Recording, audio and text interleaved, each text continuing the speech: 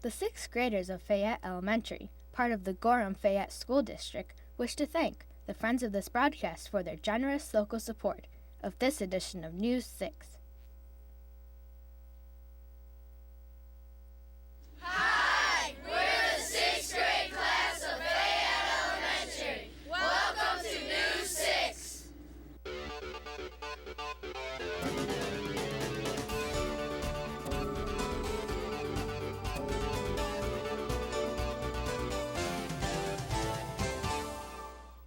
Welcome to this week's edition of News 6. Today's program is brought to you by the 6th grade class of Fayette Elementary. Our school is part of the community of Fayette in Fulton County. Founded in 1838, it has a population of 1,280 people. Let's find out what issue is most on the mind of our 6th graders.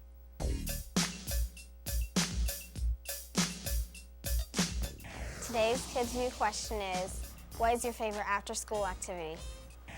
My favorite after-school activity is getting on the computer and chatting because it is fun. My favorite after-school activity is to listen to music because it can make me feel relaxed.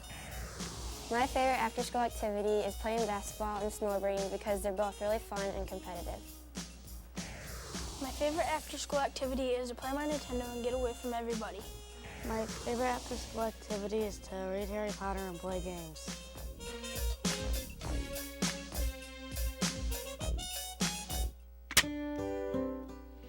Here's our class at work right now.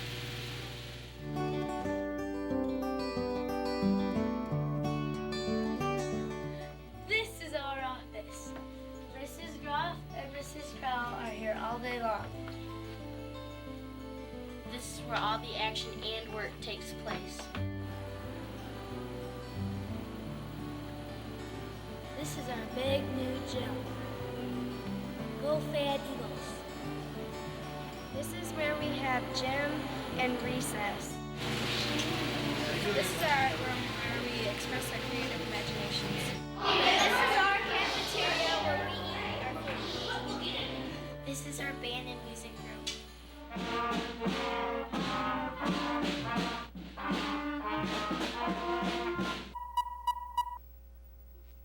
Every community has its famous landmarks. Some are historical and some reflect something special about a town. Kyle Shea reports on an unusual landmark for rural Ohio.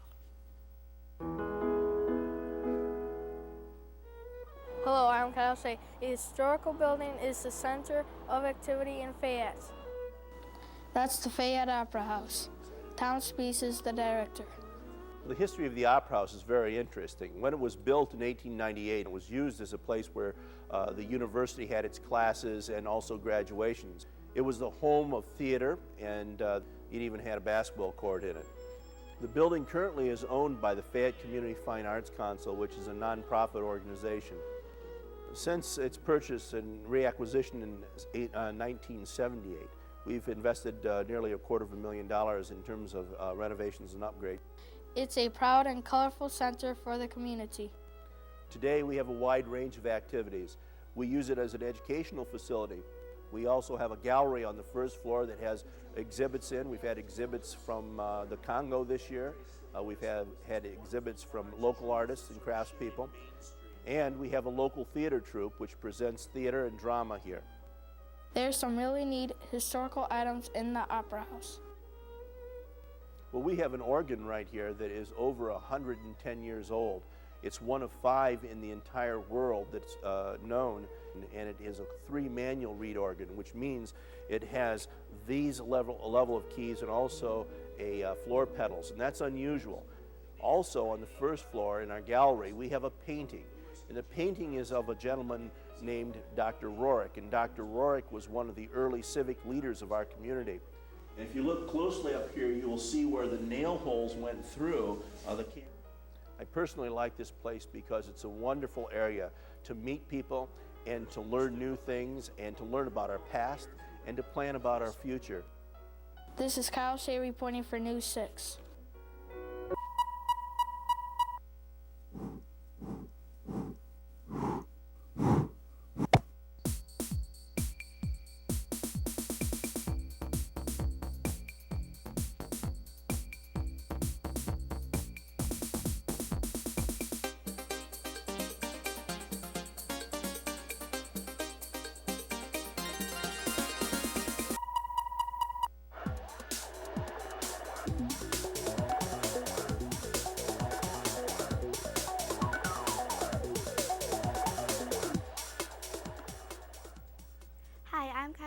Collins with this week's News 6 review.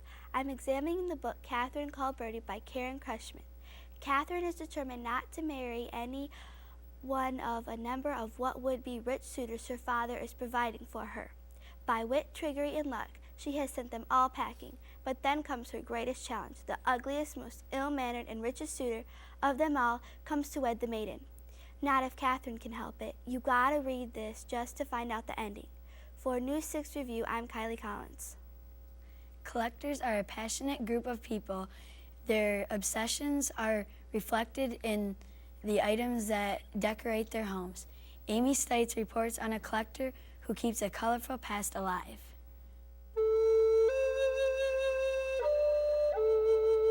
Hi, I'm Amy Stites. A local lady does her part to keep Native American culture alive. Marie Mikey paints and collects Native American figures. She and her husband live in Morenci, Michigan. I collect to keep the culture alive so no one forgets. It's been 13 years since I've been collecting all of my figures. We had 78. I've just added more. I collect the smaller figures because they have different stages of Indian culture. The animals of the world are part of the Indian culture. They treasure them. She likes to paint the figures because it's fun. It's a relaxing time for me. I'll play my music and paint. It's a relaxation thing. You know, it keeps everything alive.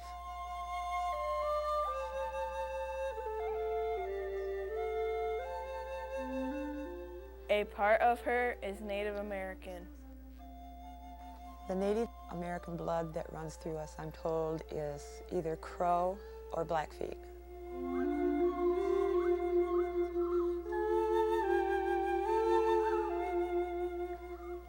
The satisfaction I get from painting my Indians is knowing that it's part of my heritage.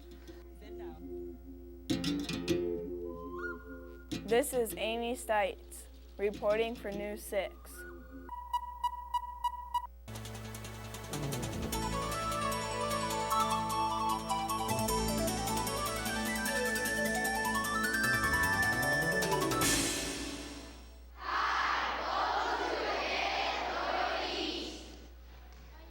Here's a glimpse of a typical day at Lakota East Elementary.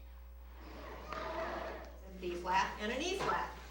If there's 3 flats in the key signature, it's a B flat, E flat, and A flat. Yes, Mark? And it's going to bring you back to the main menu. That's all for this edition of News 6. Thanks for watching. Be sure to tune in next week for more news from around Northwest Ohio. See ya!